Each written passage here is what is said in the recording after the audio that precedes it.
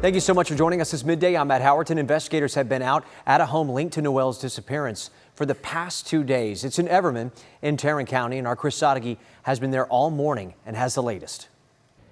There's been plenty of unanswered questions about what prompted investigators to resume their search of this home where they searched 3 years ago. But this morning, new hope that it could finally answer the ultimate question of what happened to Noel Rodriguez Alvarez.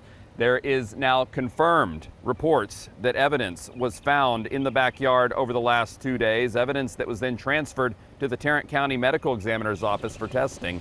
We saw the medical examiner here on scene Wednesday along with several FBI agents. And when we contacted the DA's office to ask about the discovery, they told us, quote, "Clearly there was evidence found, but exactly what it is remains to be seen." We will see if we get that answer today once those tests are done and see if it helps solve the mystery of Noel's whereabouts. The 6-year-old has not been seen since 2022. His mother, Cindy Rodriguez Singh, was charged with his murder but found not competent to stand trial and is awaiting transfer to a mental health facility. But this investigation is now hinging on the test results of this evidence. I'm Chris Sadeghi, and back to you. All right, we do expect to hear from Everman Police as well as the FBI at 11:30. We have a crew there, and we'll bring it to you live in our next half hour as well as on WFAA+.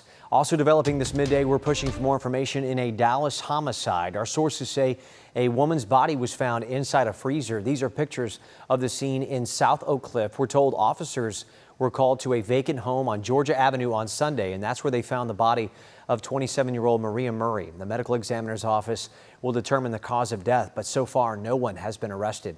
A major change today for folks trying to get around North Texas. DART formally ended service to Highland Park overnight after voters approved leaving the transit agency. In its place, the town will use a new transportation model called Highland Park On Demand.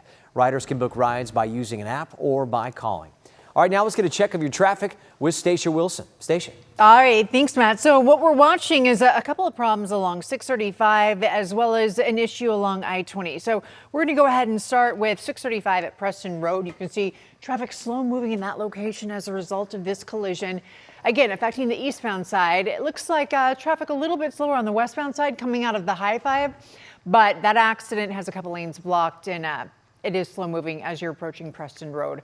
Another area we're watching that's being affected along 635 northbound at US 80. You have an accident there. That's blocking a couple of lanes. You also have really slow traffic along US 80 westbound as it's approaching 635. This has been a very big area for activity this morning. We had a couple accidents earlier, and so unfortunately you still have some problems there. Another problem we're seeing along I-20. This is I-20 at Spur 408 involving an 18-wheeler. 2 lanes are blocked, so only 2 are getting through at this time. And that is causing a little bit of a backup. If you're traveling, let's say, from Tarrant County into Dallas County, you could hit that traffic as you're heading toward Duncanville. So those are the issues we're seeing right now. As always, be safe as you hit the road. Matt? All right, thank you so much, Stacia. Happening this afternoon at 2 p.m., Johnson County Sheriff Adam King is due in court. He will face a judge after another perjury allegation. In March, King was arrested on that same charge. Last year, the sheriff was charged with retaliation and abuse of office after several employees accused him of sexual harassment. He also allegedly threatened another employee who cooperated with the investigation.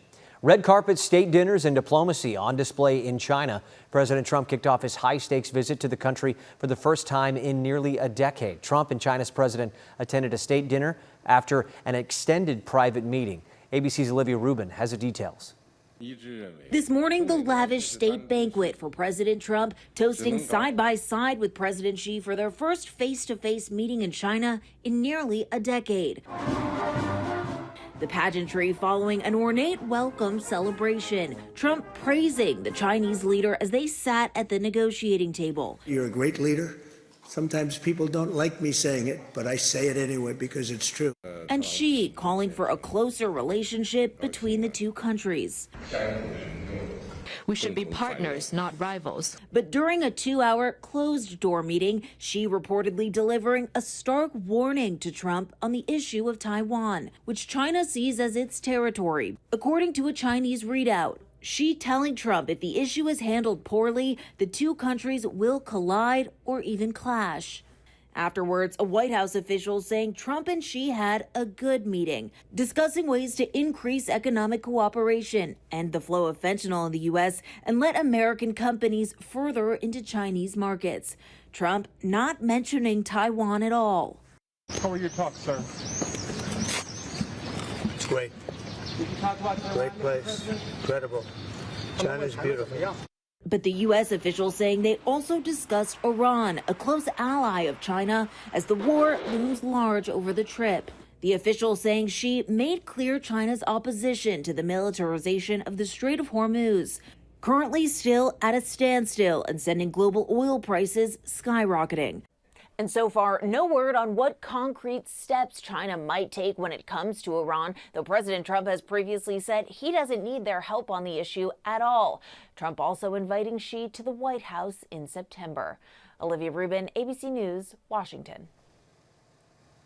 All right, in health news, a doctor from the Hunter virus-stricken cruise ship just tested negative and is now out of biocontainment, a biocontainment unit. Dr. Stephen Cornfield was taking care of sick passengers when he started feeling sick. His initial test came back faintly positive for Hunter virus, but a follow-up PCR test is negative. He remains in quarantine for final blood work to come back.